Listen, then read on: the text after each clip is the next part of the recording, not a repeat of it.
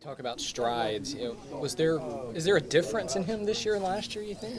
Well, I think so, and I think the biggest thing is he's had a chance to actually go through fall camp in the summer, and we're asking him to do things a little bit different. So he's had time to practice and work his craft and sharpen his tools, so to speak. Where last year, I mean, he came off his knee for the Eagles game, and we threw him right in the fire. So I think there's a confidence that you have getting these reps going into the season that he has right now that's pretty strong.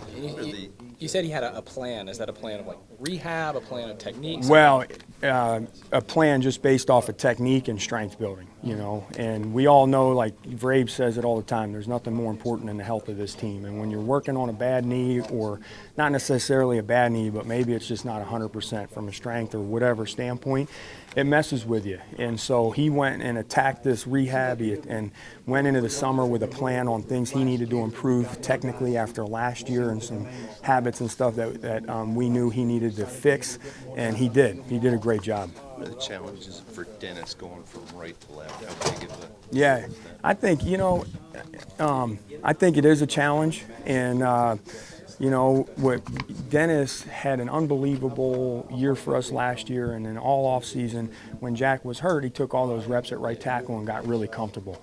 And we kind of threw him in the fire at left tackle, and there's an adjustment period. So I think.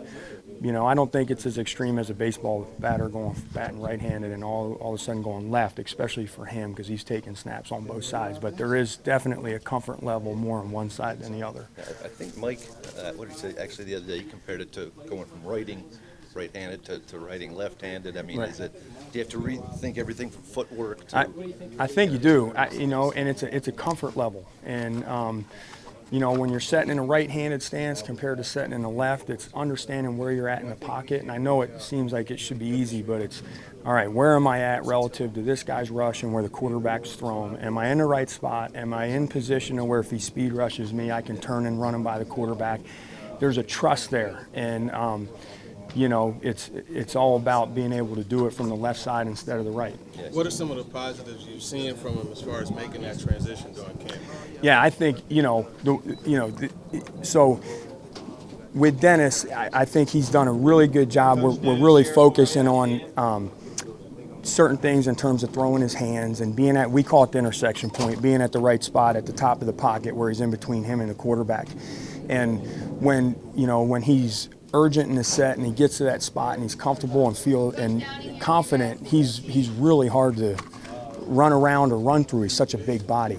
And so I think he's made some good strides in the last couple of days getting there. So with Myles Garrett coming, what are some of the things that he brings that you really have to be aware of? I mean, Myles is a really fast, athletic player. So he's one of those guys that we got to, the initial part of your set, taking the right angle, getting at an intersection point, not letting him beat you to that spot, but at the same time not oversetting where he can just come up and under.